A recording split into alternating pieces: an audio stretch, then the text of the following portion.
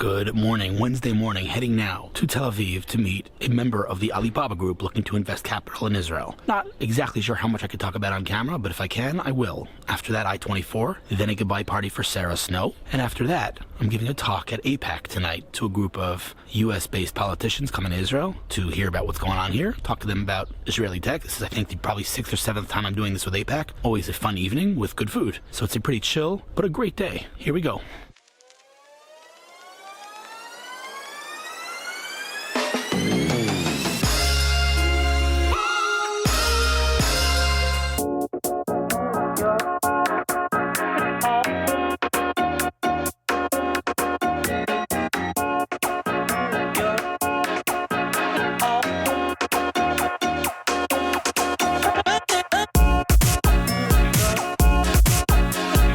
Crisis averted. My mic was showing no input. This thing ripped. I am going to a meeting in 15 minutes. Tried to find a computer store, ran to this place, got a new cable. My mic is working again. That was scary. Not seeing any audio input on my camera scared the heck out of me. All of a sudden the mic stopped working, so it was just a ripped cable. I don't know how this thing totally ripped. It's like, what is this, Apple? Like, why is it, look at that. Totally ripped. Crazy. Anyway, working now, running to my meeting with Alibaba Group, looking to invest in Israel. Good times, amazing. I can't remember a day like this in a very long time. Unbelievable, unbelievable day in Tel Aviv. I mean, it's hot, but the skies are unbelievable.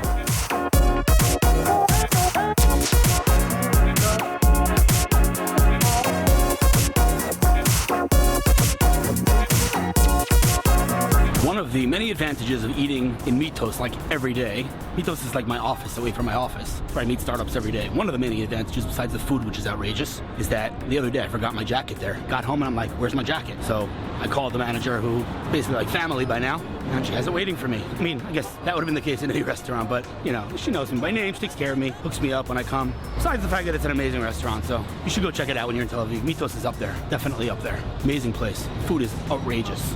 Anyway, almost there. Feels like 200 degrees right now.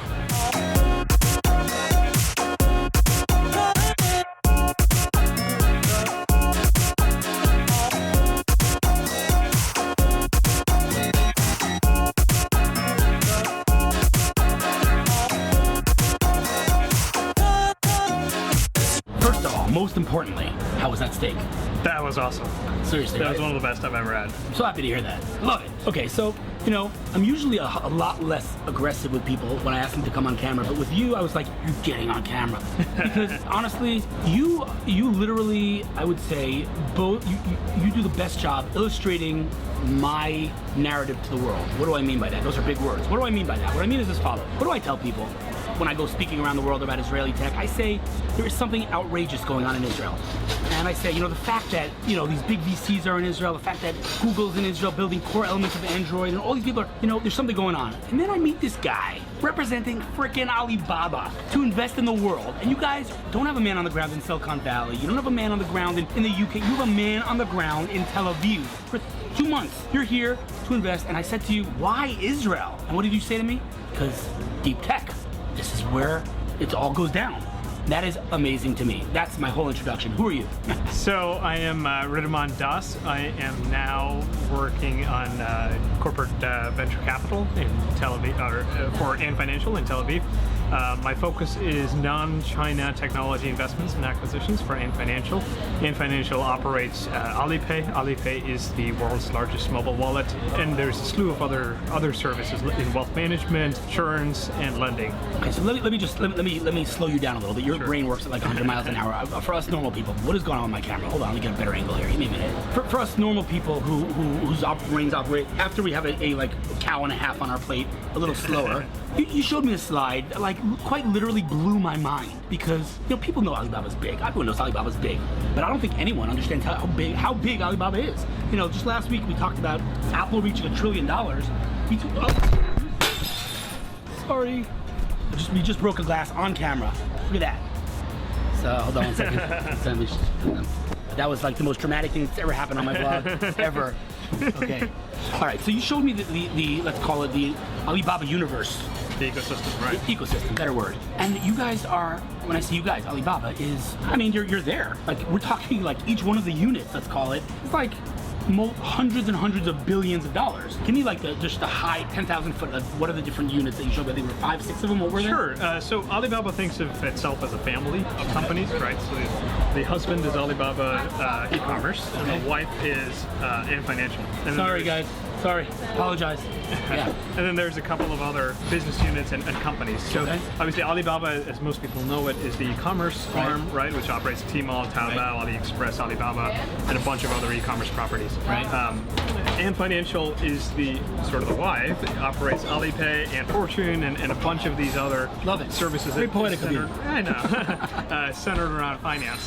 Then obviously there's Tinyao, which is the logistics network. There is Alibaba Cloud, which is the equivalent in the world. AWS. It's up and coming in Asia overall, and obviously has a data center in the US now.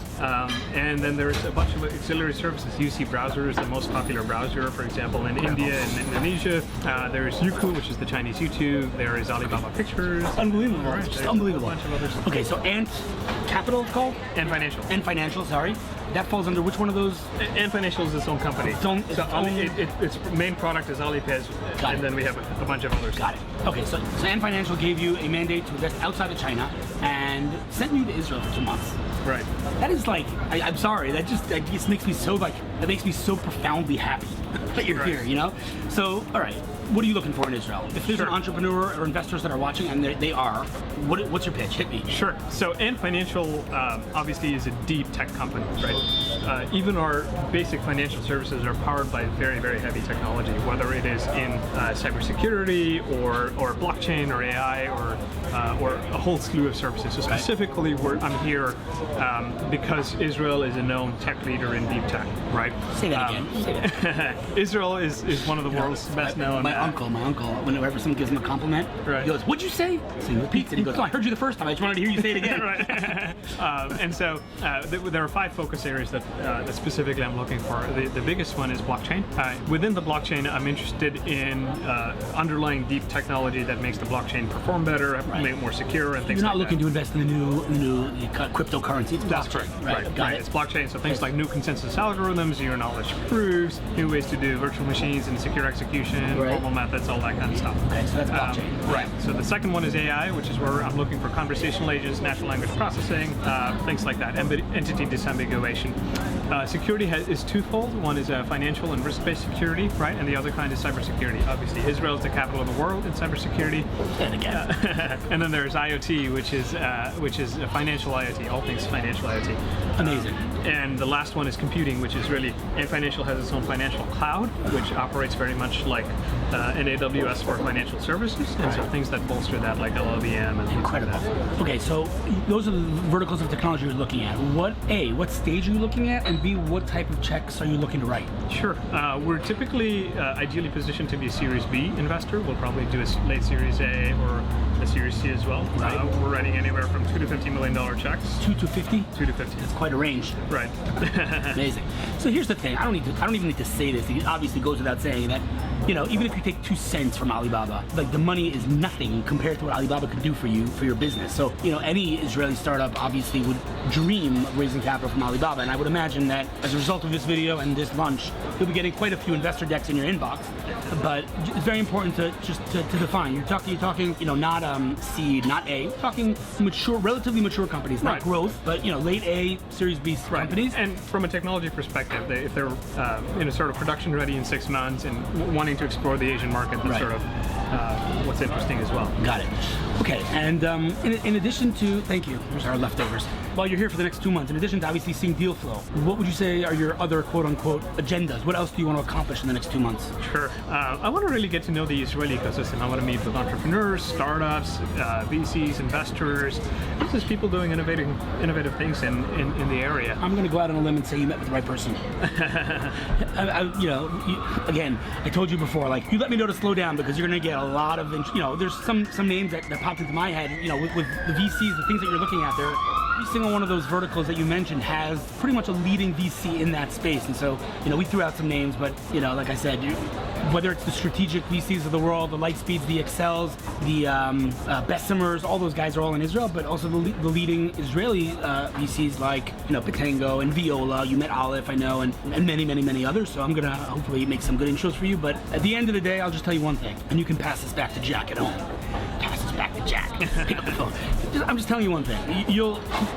I'm assuming you already know how exciting this ecosystem is. You ain't seen nothing yet. That's all I'm saying. I'm telling you, I've been fortunate to be working in this ecosystem now for, let's call it a decade, a little bit less. It never ceases to amaze me. Honestly, the amount of innovation, and not only the amount, but also the level of innovation, whether you look at the creativity that you see in the minds of Israelis, things that you would never even think of. I'll just give you one example. I'll plug a company. I'll give you an example. The printing industry, right? If you think about it, our office, let's say your home office, has completely evolved. Everything's changed. This is now a computer, right? Except for the printer. The printer is this big clunky machine. It's like, how come it hasn't evolved, right? Comes along this Jerusalem-based entrepreneur named Tuvia Elbaum, and he's like, wait a second, why does a printer need to be so big? The answer is because you need to put a piece of paper inside, right? He goes, wrong. We built a mobile robotic printer that walks on the paper and prints. Who even thinks that way? Wow. It's called ZUtAlabs.com. It's just an example, right? It's so creative. That's what I'm saying. So there's that aspect of Israeli entrepreneurship and Israeli innovation. But you know what? Forget for one second all the Wixes and the iron sources, the multi-billion, the billions and the unicorns and all. That's all amazing. And you know what? Even the creativity, like this example of ZUtAlabs, amazing. You know what really is, for me, the biggest source of pride? Honestly, the companies in Israel that are fundamentally making the world a better place. There are companies here that are working on, I shouldn't say there are companies, all the leading cancer research in the world is being developed here. I met with a woman last week who's building a home device for women to scan themselves for breast cancer in the early stage. She won the WeWork Creator Award. There's MobileODT, which stands for cervical cancer in a non-intrusive way. There's Innovation Africa that brings the infrastructure to bring Africa to water to Africa. Sorry, steak is affecting my brain. There's a company here that does that built a device for African men in Africa to get circumcision to lower the chances of AIDS by tens of percentages with no pain and no medical procedure. It's like there's just the amount of companies in this country that are fundamentally making the world a better place is endless, and that to me is both the biggest sign of maturity as an ecosystem, but also my biggest source of pride because we say the Jews is the thing. We say we're light unto the nations. I don't know if you've ever heard that before. We try to be a light unto the nations. You know what? That's a nice. What does that even mean? You know what? That is manifesting itself in the tech ecosystem in Israel. We're genuinely making the world a better place. I've met with people. Dr. Rick Klausner was the director of the National Cancer Institute of America. He managed more cancer research money than anyone in the world. He left and he joined an Israeli company, and I have him on video saying, this type of cancer, it's cured. This type of cancer, it's cured. Built in Israel, built in Israel, built in Israel. It's unbelievable. So that's really the most exciting thing. And it's funny because I came here to interview you, and here am I giving a speech here. But no. That's really exciting. I had no idea that all of that was going on. The bottom line is like this. This was an amazing kickoff meeting because that's how I'm viewing it. We're gonna have steak a couple more times in the next 2 months, I'm sure. But here's the thing. I'm gonna make a lot of intros for you, but in your head, if something pops into your head and you're like, oh, I heard about this guy. I want to meet this person. Shoot me a 3-line email, and I'll get you to anyone in this country, because at the end of the day, anybody in this country in the tech ecosystem is dying to meet someone like you, and you want to meet them. So it's for me to facilitate that connection. It's just an easy win for everyone. So we're gonna do that. But listen, like I said, super happy to have you here. Thank you so much. And I can guarantee you, whatever your expectations are of Israel, we will exceed them. They have already been exceeded so far. You have my word on that. All right, so listen, if anything else pops into your head that I can help with in any way, shape, or form, let me just ask you one last question. If someone is watching this and they think they're relevant for you, they want to send you a deck, what's the best way to get it to you? Sure, you can send me an email at riddhiman.das@antfin.com, or you can find me on LinkedIn. Awesome. So my editor Joseph's going to put your email right there, so you can shoot him an email, and don't bombard the guy, and make sure it's relevant. Don't send him seed stage stuff, Series A, B things in those verticals that you mentioned. So we said, repeat them quickly. AI, blockchain, AI, cybersecurity, IoT, computing. Beautiful. Send him decks, and if you want to get maybe a better in, send me the deck, and if it's good, I'll pass it down to him, and I'll recommend you if you're good. But listen, man, it was fantastic to meet you. I'm really happy. Who connected us again? Ilya. Ilya, you're the man. I owe you one for this. And I'm glad you enjoyed the steak, and we're going to continue the conversation for sure. Sounds great. Thank you so much for your time, man. I'm excited about this. This is super amazing. Alibaba, only in Israel. Incredible. I don't know how many times I have to tell you. There's something in the water in this place. The fact that they're looking in the direction of this tiny little country the size of New Jersey in the most unstable region on planet Earth and deploying capital here out of all places, outrageous and incredibly exciting. Send the guy an email, send him a deck, now off to I-24. You're walking around Tel Aviv, you bump into legends, Mr. JJ Sussman. Great to see you, Hillel. Quick, what's your story? Quick, give me your 10 years. First of all, after working in high tech in Israel for about 17 years, I joined GuestShare because I believe. There you go. I believe that what we really need to work on in Israeli society is how to live together as one nation, Charedim, Chilonim, Datim. And I saw that through my career in high tech, and I'm now applying it in what I do at GuestShare and building a cohesive society here in Israel. GuestShare.co.il or GuestShareUSA.org. Let's get together for lunch. We'll talk more about it. We're doing it next week, right?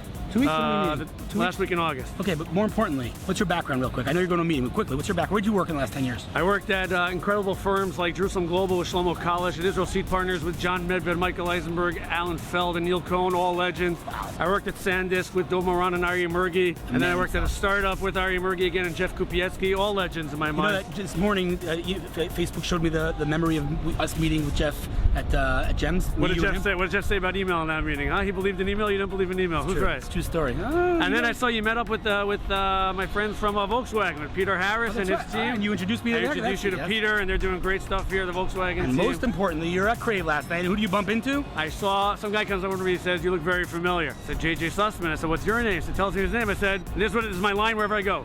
You must be friends with Hillel Fuld." And it worked again. It was Clark Valberg. From my InVision. InVision, my shirt. InVision. InVision, you're wearing it today. Love Clark. By the way, I hope you had the Sam I Am like I did because it was awesome at Crave. Now we're in Tel Aviv, going to meet those. I'm going to the fish. I know Hillel doesn't eat fish, but we try to do what we can. Only the Sam I Am at Crave. All right, we're having lunch in 2 weeks. Go do your thing. 2 weeks, I'm going to do my thing. I love bumping into people like JJ Sussman in the streets of Tel Aviv, man. Have a good one. See you soon, bro. Love it.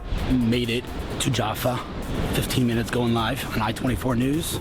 3 stories. Slack raising a monster round, valuing the company now, I believe, at $7 billion. Bonkers. Otto, the trucking company acquired by Uber. Lior Ran, the founder of Otto, now coming back to Uber to run the trucking business there. Super cool. Great guy. Spoke to him this morning. And then the third story is, sit down for this one, Palm making a comeback. What? Yeah, that's happening. Cool stories today. 5-minute walk to the studio. 3,000 degrees. Literally 3,000 degrees. It is so hot.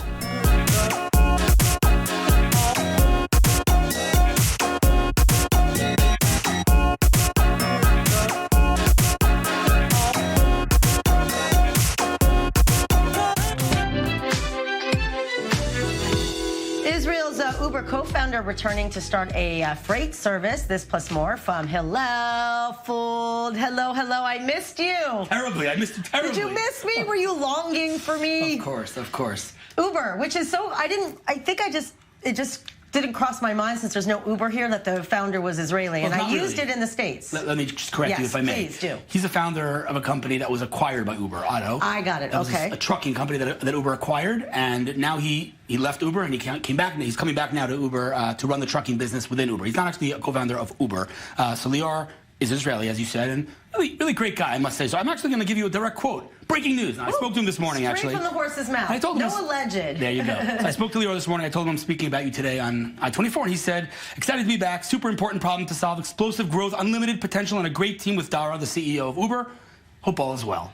Slack is a real, they're a phenomenon, because at the end of the day, messaging, let's call it, right? Mm-hmm. The way teams communicate is a very, very saturated space. There are many, many solutions out there. Slack has somehow dominated the market. They are a beast of a company, now valuing the latest valuation based on this round, I believe, is $7 billion. Mm-hmm. They're raising $400 million, correct? That's the round. I think it's $400 million, valuing the company at $7 billion. I think those are the numbers. I could be wrong, but again, more important than the actual news. I mean, this is a company that is, completely penetrating all aspects of corporate. So what is it? Is it within an office? It's like it's a program used within offices. Right. If you think of the way you communicate, let's say here, or if you communicate with any team that you're on, we're all part of different teams. You're using, let's say, WhatsApp and Dropbox and Google Drive and WhatsApp, and you're using 15 different tools and communicating.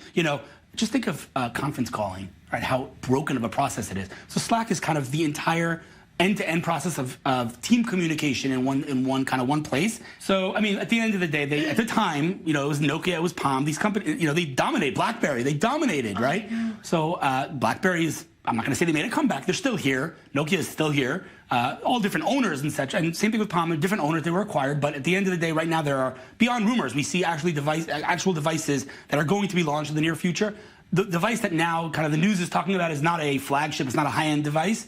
But the fact that Palm is going to be releasing a device at all is maybe a sign of the future. I don't know. That they still existed. Yes. But I have to say, as someone who had used a BlackBerry, there's something very efficient about it. I mean, even with the iPhone and Are you kidding? I love my BlackBerry. I like the keys. 100%. Like, it was the best emailing platform. But beyond that, it was right. But the new BlackBerries are anyway. Topic for another time. That topic for another time as well. So we have a lot of topics for another time. Hillel, thank you. It's good to see you. You too. Thank you. We are finishing up. How was it, Emily? It was great as always. Come on, we can't go wrong when Hill's Fuld is on trending. It's true. It's true. It's good to have you back. Good to have you back. No more You belong. You're looking swell, Hillel. I can Nice. tell. Well played. Well played. Hillel.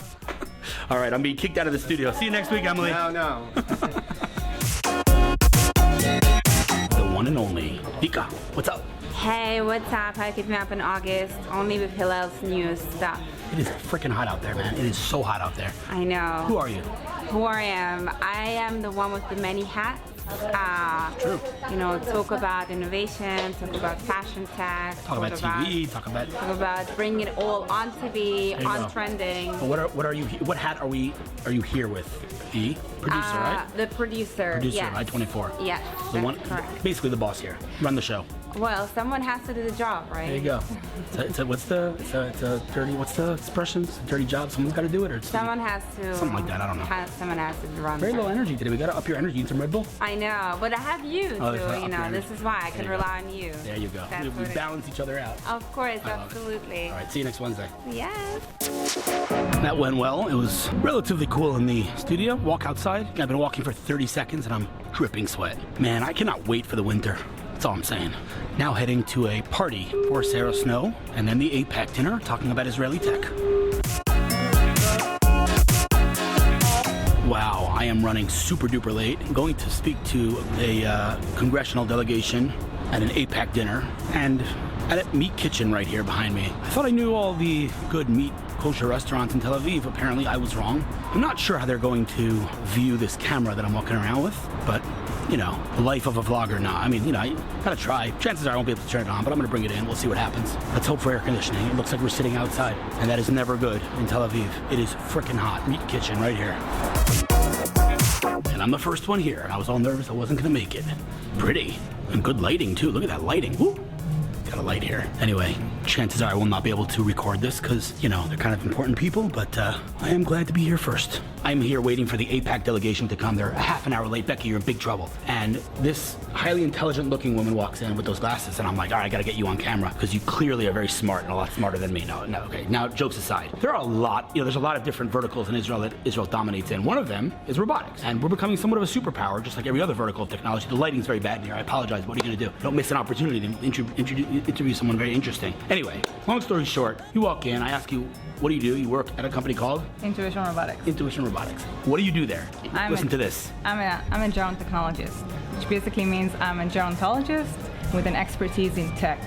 Okay, can you just like define that word? Because I wasn't familiar with it. Gerontologists are professionals in the aging field. So we go to university, we get a degree that's like an multidisciplinary degree about seniors, basically, about like their lives, the issues they face, their families. Can you say the word again? Gerontologist. Gerontologist. Gerontologist. Never even heard that word before in my life. So my mission in life is to make sure that the tech industry not only makes technology for young folks like Hillel and myself, but also for seniors, because we know that our society is ageist, right?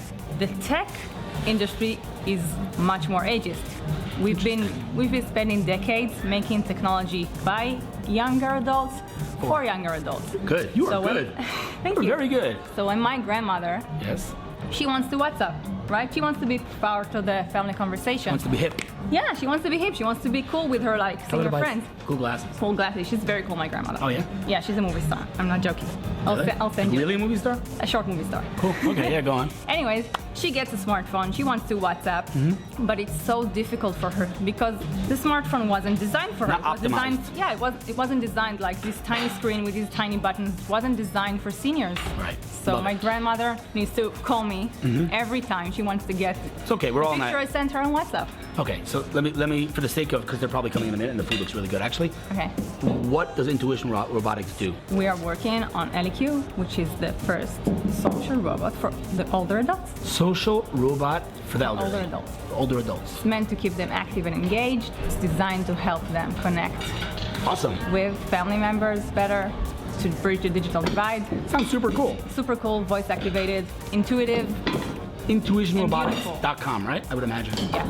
All right, check this out. I'm going to turn the camera off because people are trying to come in. Okay, and very, check very out my cool. blog www.thegerontechnologist.com. Okay, so we could cut out the www. Why do people say that?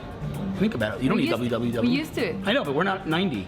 You just say like gerontologist.com, right?